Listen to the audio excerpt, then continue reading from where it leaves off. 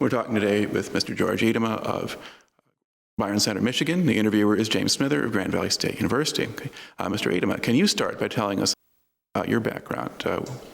Well, I was born and raised here in Burma and China, just about 2 miles north of town. Mm-hmm. The building is still standing. And I first heard about the war, and of course my brother was in, mm-hmm. and we knew, and he had been a year already before I went in. But then when Pearl Harbor came, I was working for a farmer north of town here, and he said that you're going to get into too, George. Mm-hmm. I said, oh, I'm only 16, but I made it.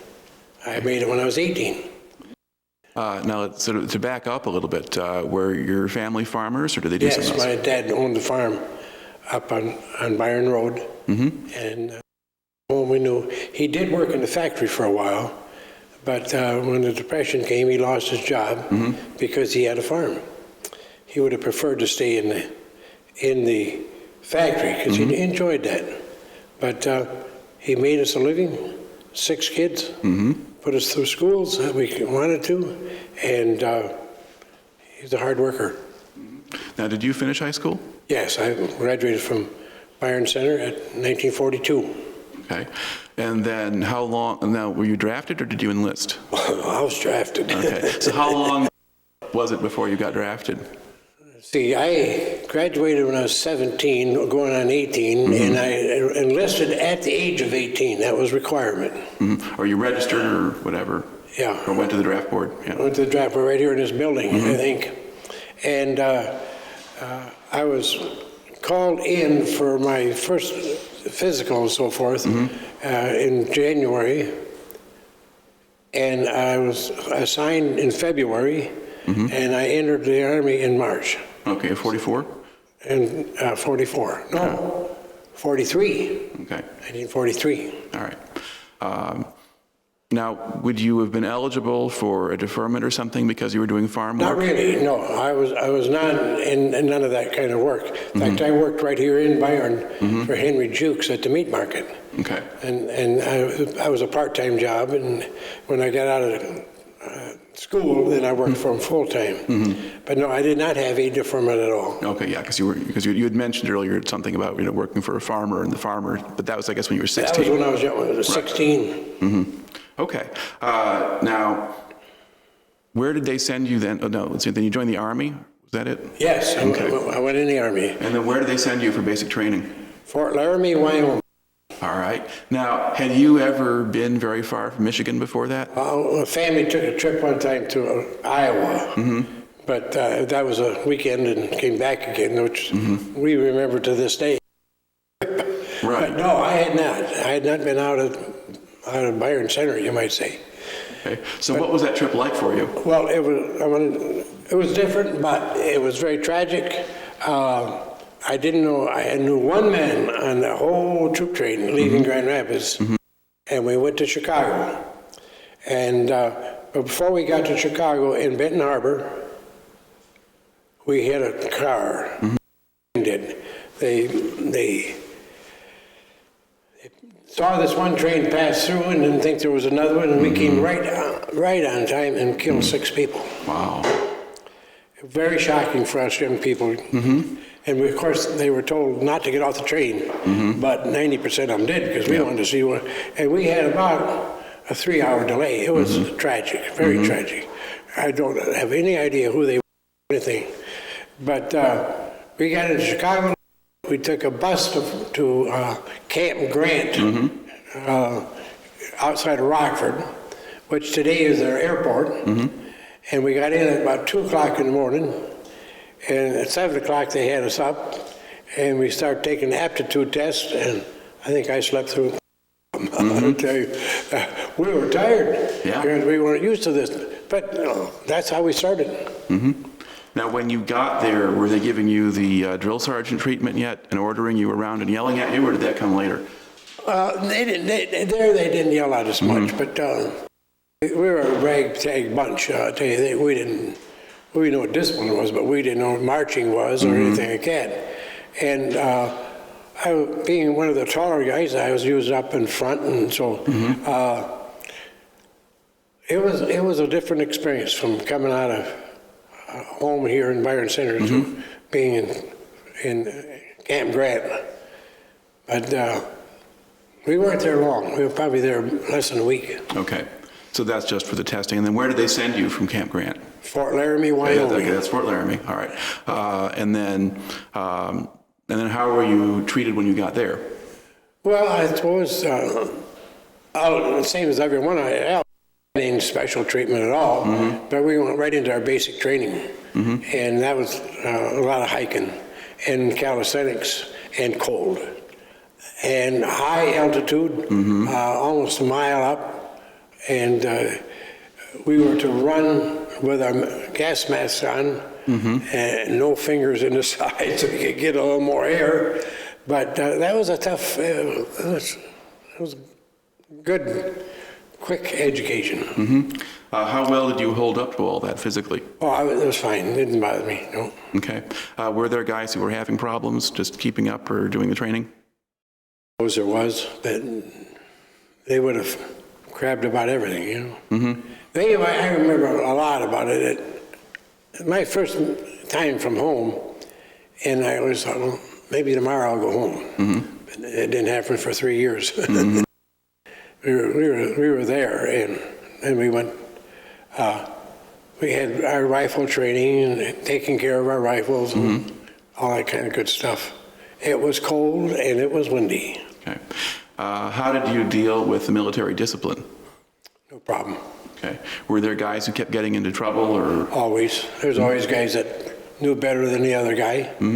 And remember, I'm 18, so I'm kind of gullible, and they said that's what they said. Run, we did.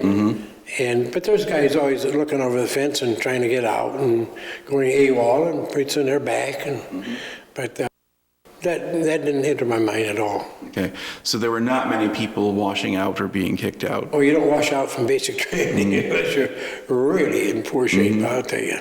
They just keep at you. Okay. Now, how did the drill sergeants act? I mean, they seem to be mostly... like they were superior to the whole world. But they, the people there were fine, I thought. They were all, it's like we were, all volunteers, or really volunteers. They're all drafted, and they had a little more education, more time in the service. So right away they got to be first sergeant and stuff like that. All right. Now, how long did they have you in Fort Laramie? 13 weeks. Okay. And where'd you go after that? We went to California, to Azusa, A-Z-U-S-A, and we stayed at the Santa Anita racetrack, and we lived in the stalls of the horses. And I always say I stayed where Seabiscuit did. Right. But it was a good facility. It was nice weather, and one thing that happened there is that I went to automotive school, and I was in there with 30 guys, approximately, and they, about 11 weeks into the program, some wise guy came up to the front and called off over half of our names. Outside, pick up your books, go back outside. You're all in the wrong class. Well, there was 11 weeks shot, because, because except for what we learned and kept. We were going to a small arms school. So we studied pistols and rifles and stuff like that. No cannons or no big guns. And I was in that for probably 9, 10 weeks, 12 weeks. And that was a good education on small arms, but I never used any of it because I was asked to become an instructor in those schools. I just about got started in 2 weeks of it, and I got called out again. I went with the Army Specialized Training Program, ASTP, and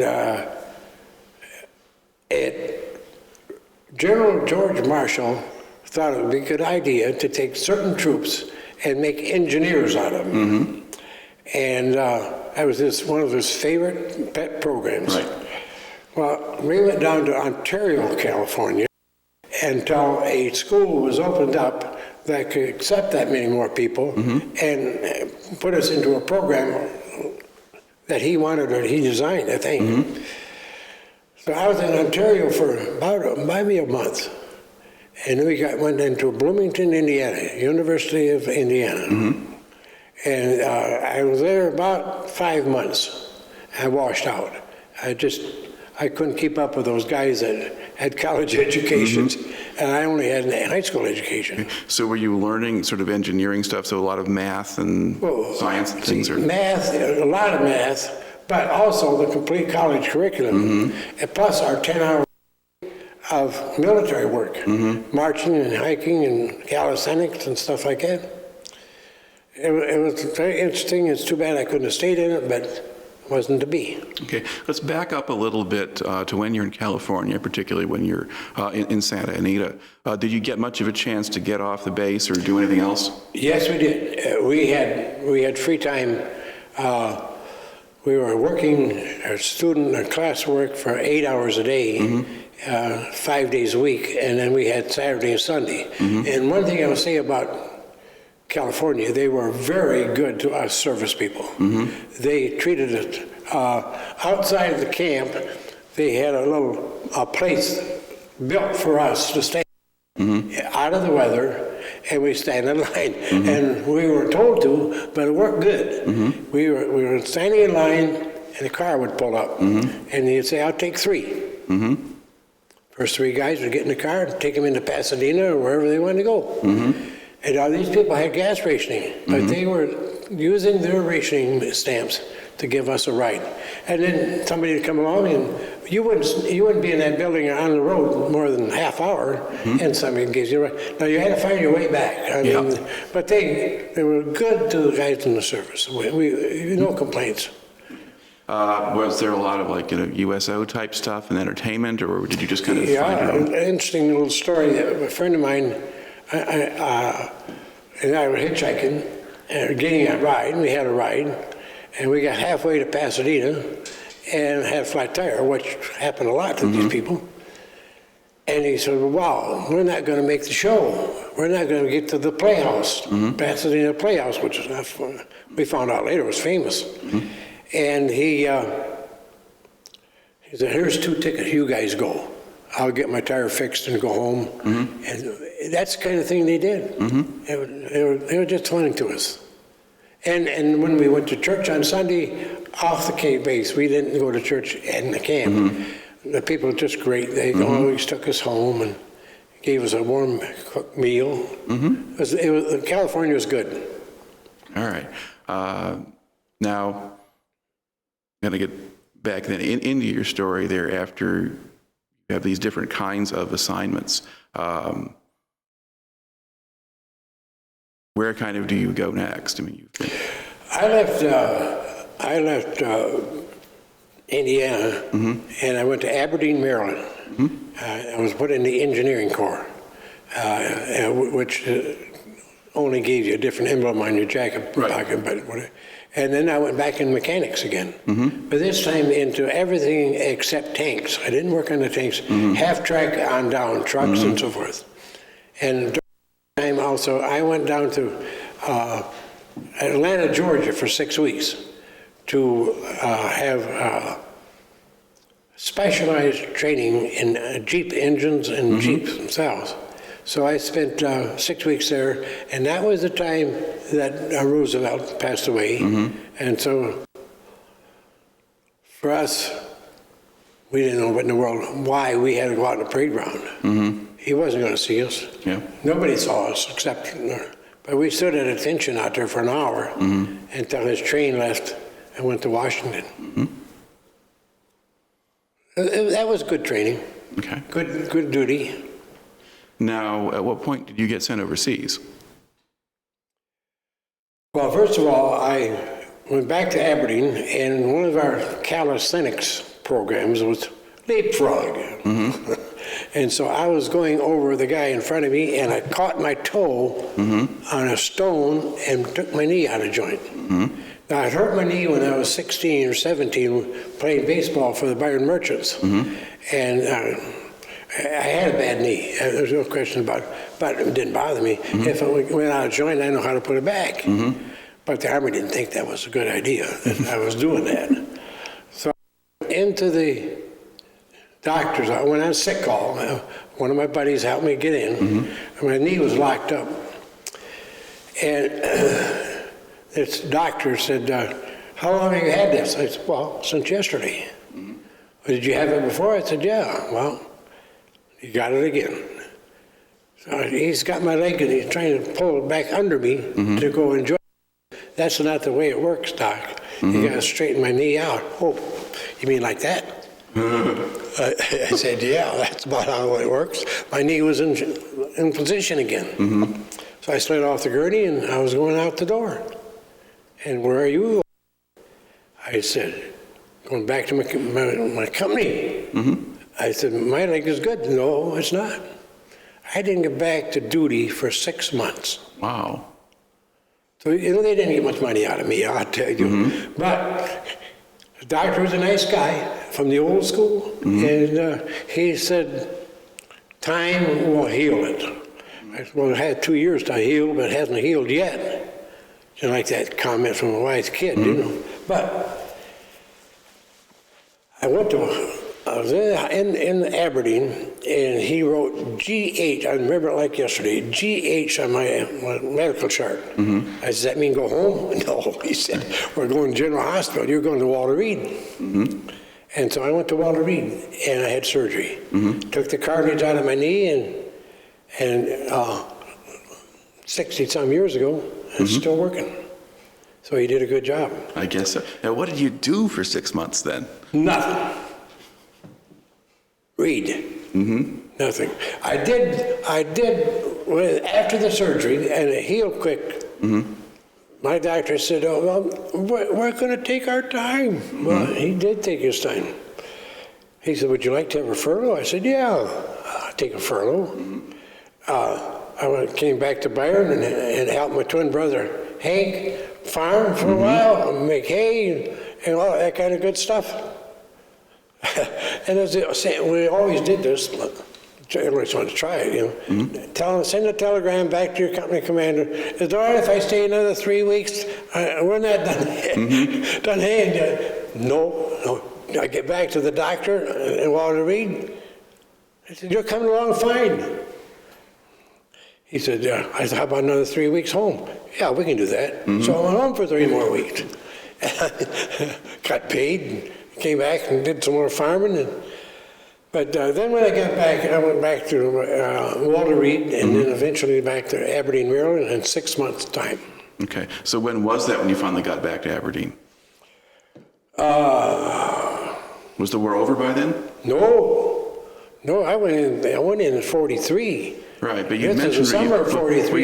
You'd mentioned Roosevelt dying when you were in Georgia. Yeah. And that's 45. And so that's sort of spring of 45 when he dies, in March or something like that.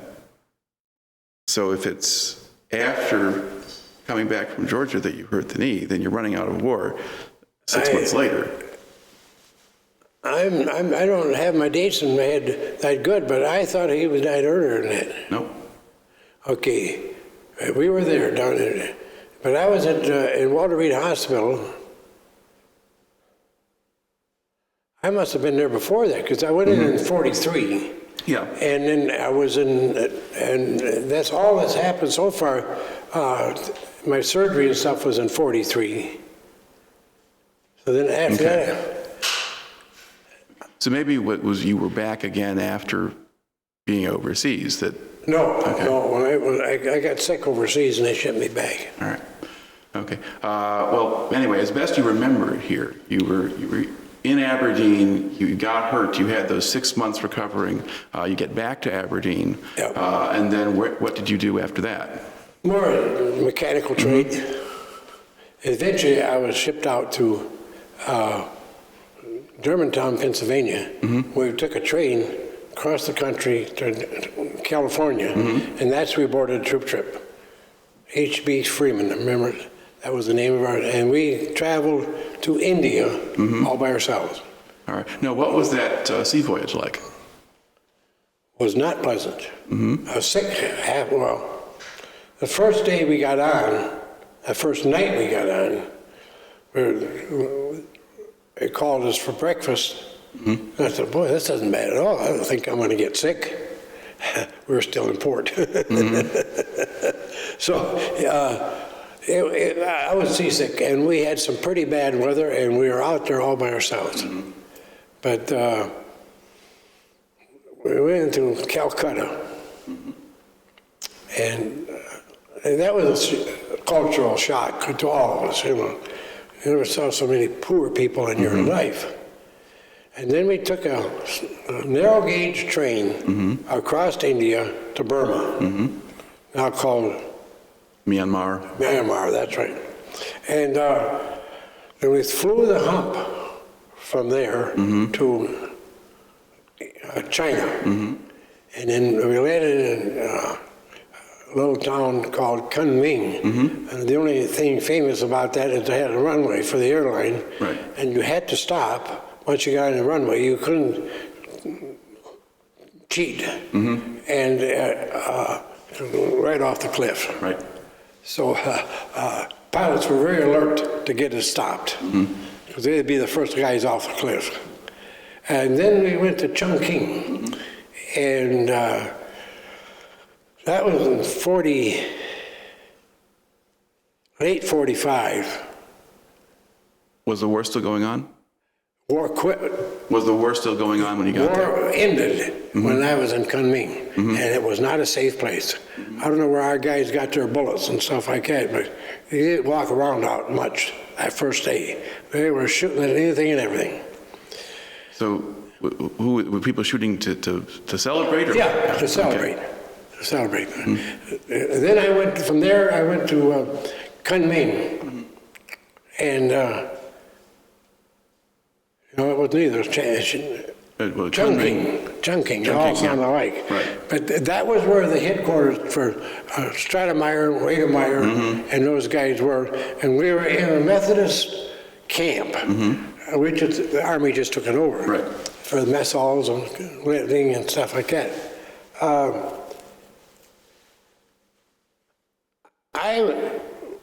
One day I got called out to, I think it was General Stratemeyer's house. His generator wasn't working properly, and the electricity was terrible. I mean, we were having 110 watts. You're lucky to get 60. Yeah. Now, I was with the engineer group and electricians, and we'd splice everything together so we'd get more juice than anybody else. But I was called out there, and by the time I got back, I was so sick.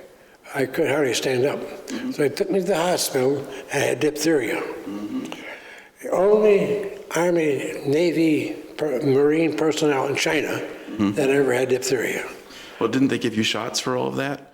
Or They figured I had them when I was a kid, but we didn't have it. No, we didn't get those shots. I was near death for 3 days. And they gave me a penicillin shot every 3 hours for those 3 days. And that young nurse stayed right with me. It was, I could say, I was very ill.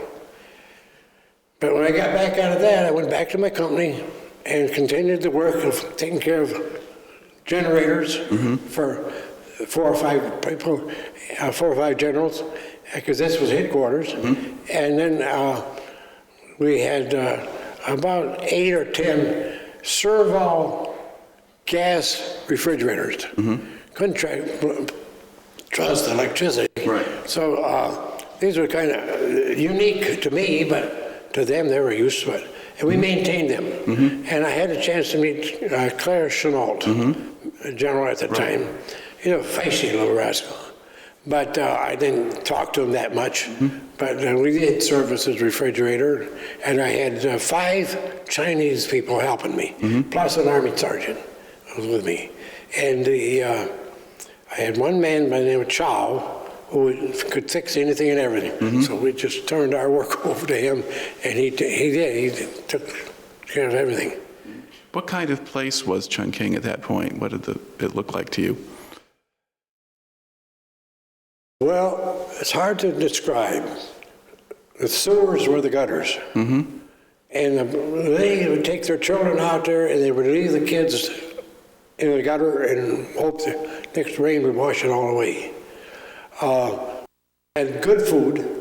We were there under General Stilwell, Vinegar Joe they called him, and he had a program that at the first of the month he would give you X number of dollars and he used to buy your own meals. If you want to go to PX or we'll go to dining hall, we'll furnish it, we'll charge you. But you could gamble with how high or down, up or down the money in China was going to be. And sometimes you made whatever, and other times you break even. But never, if you break even, it's because you didn't eat very good the last week of the month or something. But that was unique. That was the only place I ever been that he let us play with the money. But there was no war. When we were through for the day, which was 1 o'clock, we'd take our Jeep and go into the mountains or the hills, go down to the river. The river was bad. There was bodies floating on it, and the hygiene they didn't know. It was not a good place. I guess that's where I got sick. Yeah. Now, at this point, were there signs of trouble with the Chinese communists, or do you have any idea what was going on? I had a sergeant working with me that walked the hump with a mule train. And his comment to me one day was, the people over there with the Japanese, the communists, are better off than they are here. I remember that very, I don't know why, maybe they're getting more food, or I'm not so sure Chiang Kai-shek was that well loved. He wasn't particularly. Yeah. And other than that, we didn't see any, except my sergeant would relate on his trip over the mountains. Okay. Now, did you mentioned you did work for a variety of generals and people like that. I mean, you saw a little bit of them. Did you get to really talking to any of them or know any of them at all? No, I had one interesting, they hadn't talked to a private or corporal, you know. If they wanted me, they'd tell somebody else and tell me. But I was sitting in church in Chungking on our base, and I looked over and there was George Marshall. I thought pretty good. He came walk in just to sit down. I shook his hand and that was all. Didn't get to any conversation whatsoever. Right. He immediately left and got his vehicle, took him back to his headquarters, wherever that was. And what kind of guys were you working with there in your unit? You'd mentioned you had Chinese workers for you, and who else was there? They're run-of-the-mill, same as I was, you know. I always find it interesting now when they talk about Negroes. We had 5 Negroes with us, and that's probably the first real intimate relationship I had with these guys in California. They're all named Johnson. 5 of them were black and 2 of them were white. So, I mean, we had no problems, none whatsoever. I related all my race relations. We had a black man living here in Byron Center by the name of Jones. We thought he was great. He was a great ball player, and his kids. So when I got in the service, that didn't bother me at all. But and for the most, the service was pretty well segregated. So what assignments or jobs did the black men have that you were working with? Same as we did. Okay. Same as we did. And they were just in the same unit? And Yep. They were integrated with us. I mean, we had 200, maybe there was 20, 25 of them. Okay. Because that was actually very unusual for the U.S. military. That's what I heard afterwards. Yeah. There were black units that were separate. Yes. But to integrate them into a unit, that much of that does not happen until about 48 or so. Yeah. I mean, President Truman promoted it, but yeah. That's as early an indication as I've ever heard of that. So there, you were part of history. Yeah, well. At least by standing there. Interesting, another sidelight, and you can cut this out if you want to, but while we were in California, we got hooked on close order drill. Why, I don't know. But there was a young black corporal down on the parade ground, and he had half a dozen guys, and he was put us through close order drill that you wouldn't believe. And pretty soon we had 10, then we had 12, and then we had 15, and he could handle us. There was no, he didn't. He'd send some straight ahead and some out to the left, and but until he got all done, we were all back in close order drill, right where he wanted us. Right. To the point that the commander of the base came out sometimes. We did this all on our own at lunch hour. And he came to see us and see what we were doing. It was fun to me. But I didn't care for the marches or hikes or anything like that. Okay. Now, was there anything else about, particularly your stay in China, that kind of sticks out in your mind? If you think back to that, what do you remember about it? Well, I was in Chungking, and that's when I got sick. And after I got out of the hospital, I was on duty for about, maybe a month. And my legs started to feel different, heavy, like I was wearing big snowshoes or boots on, you know. And finally, I found a cane to walk with. And I was walking through the compound, and my doctor drove by in a Jeep. And he said, "George, what's your problem?" I said, "I don't know. My legs are as heavy as can be." He says, "Get in this Jeep. You're having a reaction to the injection we gave you for diphtheria." And I was going paralyzed. Wow. I didn't know it. And I would eat, and just like that, the fork or the knife would drop right out of my hand. I can't say I was sick, but I just was, my feet were just, and my leg, and my whole arms, all of me was hurt. Not hurting, just numb. Now, how did they treat you for that? They didn't. They just... They just said, well, I didn't say this, but I guess they're just hoping this kid can get over it. And I didn't get over it until I got out of, I was in Shanghai. They shipped me, flew to Shanghai. And on our way to Shanghai, the weather got bad, so they stopped us at Hankow, and there was a nice airport there. And they put me in a building, and the sergeant was scared stiff of me because he didn't know if I was going to die during the night or what. And he said, "Here's a shoe.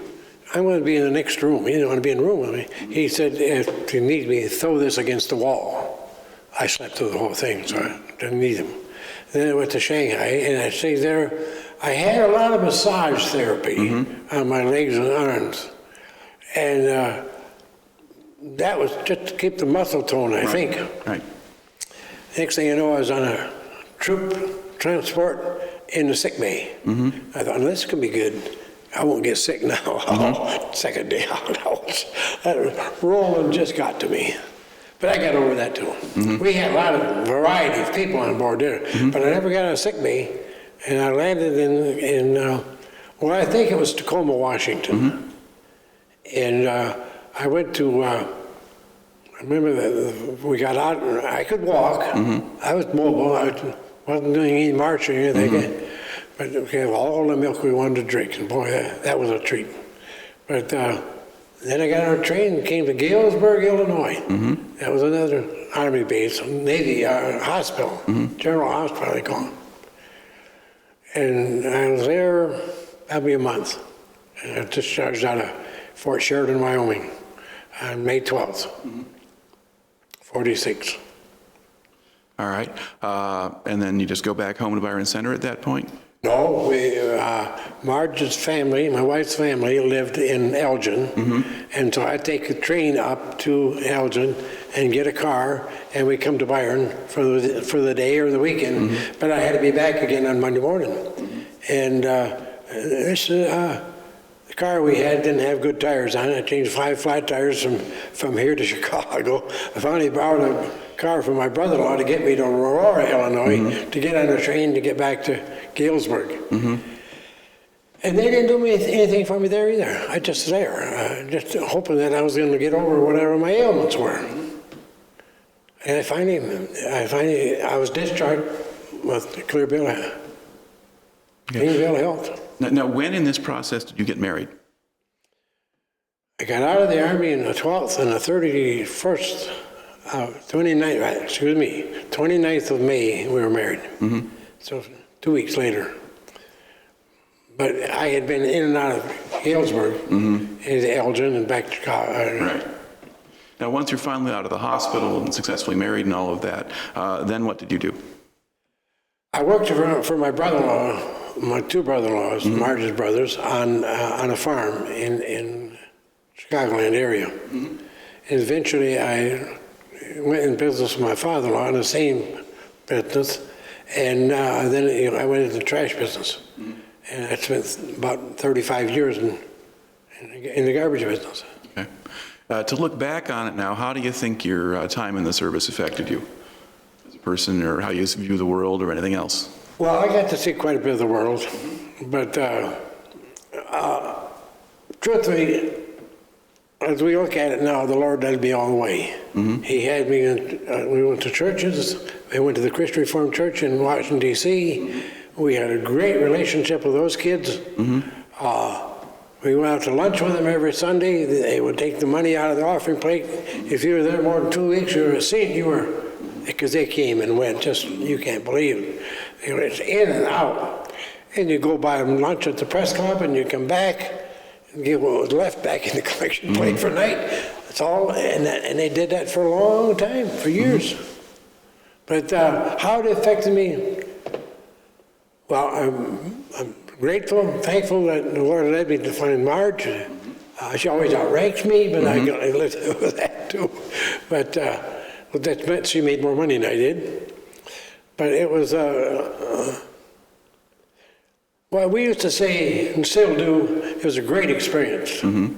I wouldn't take $1 million for it. I wouldn't give you a dollar for another one. But it was good. It was good.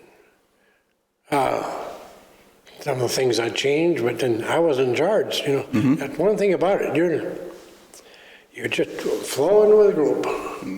Whatever they tell you, that's what you do. Didn't try to improve on it more than you had to. All right, then. Well, thank you very much for talking to us today.